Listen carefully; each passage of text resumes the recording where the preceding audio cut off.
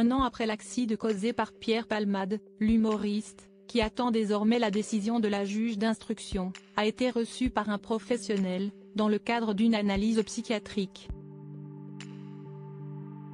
Et son constat a été sans appel. Voilà plus d'un an que Pierre Palmade s'est éloigné de la lumière.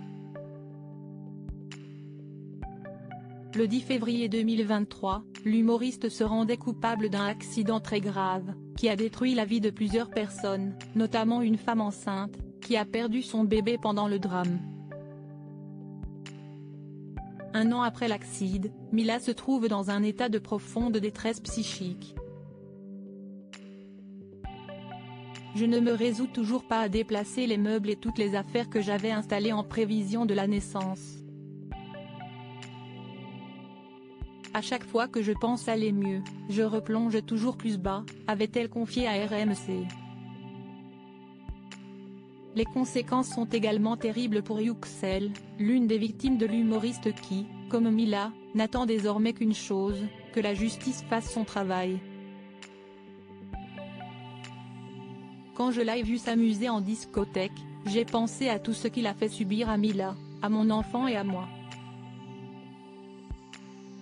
Jamais je ne pourrai pardonner à Pierre Palmade. Esti peut être un grand comédien français, mais pour moi, il n'a aucune valeur, a-t-il déclaré devant les caméras d'Exclusif, pour la télévision belge RTL TV.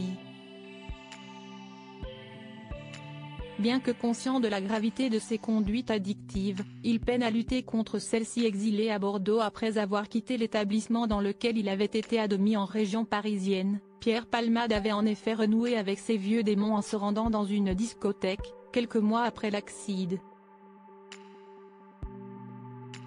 En rentrant des Narcotiques Anonymes, je suis passé devant un bar gay, j'ai voulu y trouver du réconfort, des sourires, je suis entré.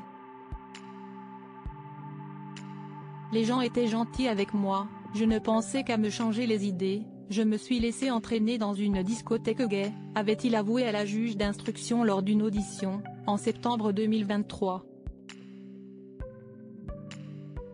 Ce mardi 16 avril, Libération rappelle que l'expert psychiatre consulté par le comédien de 56 ans a pointé une personnalité quelque peu fragile et une certaine immaturité. Bien que conscient de la gravité de ses conduites addictives, il peine à lutter contre celles-ci. Il reste toujours attaché à la compagnie, et évitant la solitude, et en recherche d'un bout de paradis, aussi artificiel soit-il, a-t-il constaté.